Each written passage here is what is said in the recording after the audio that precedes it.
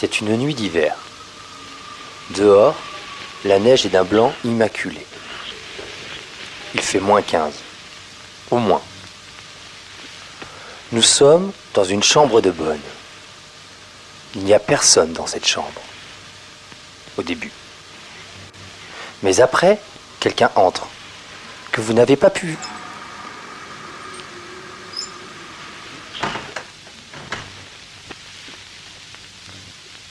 Mais après, quelqu'un entre, que vous n'avez pas vu venir. Tout de noir vêtu, à l'exception du gilet, qui est bleu.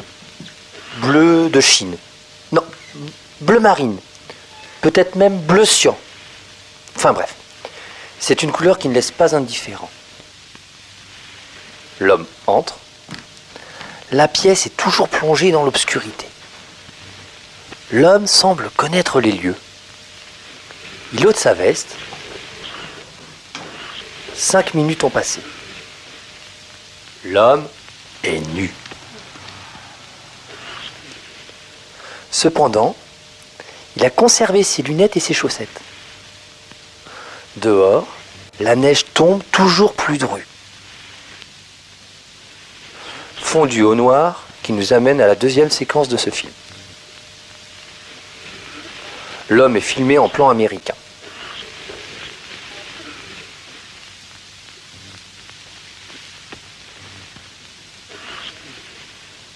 Une larme coule sur son visage de craie. Une larme rouge. Une larme de sang peut-être. Une larme de cendre.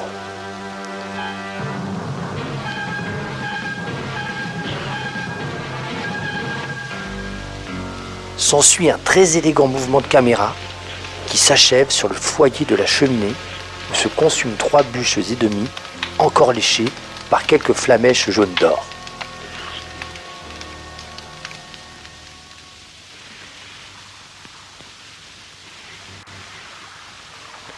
La troisième séquence s'ouvre sur un très long plan séquence de paysages marins à la manière de ces peintres hollandais que j'affectionne tout particulièrement.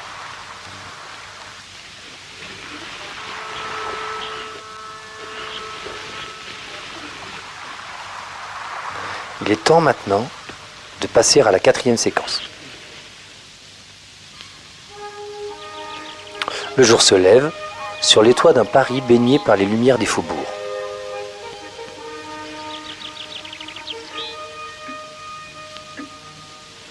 Au même instant, à Calcutta, il ne se passe toujours rien. À Paris, notre homme, dans une élégante robe de chambre pourpre, bourre sa pipe de tabac brun.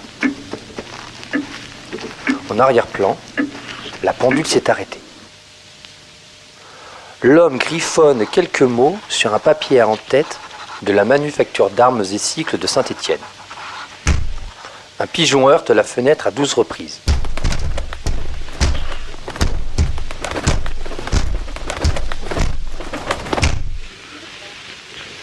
Il est midi. Au même moment, à New York, il est plus tôt. L'homme semble buter sur un mot. Il lève la tête, pensif. Heureusement, quelqu'un frappe à la porte, abrégeant un plan qui eût été trop long et sans doute inutile à la compréhension de l'histoire. La caméra se dirige alors très rapidement sur la porte. C'est une porte verte. Une porte ouverte. Le propriétaire se tient dans l'embrasure. Sa chemise est de couleur ambre et son plastron azur. Il a l'air menaçant. Ses yeux sont révulsés. Un râle sort de sa poitrine, gonflé par la colère. Par une habile succession de chant contre chant, il apparaît évident que les deux hommes se jaugent du regard.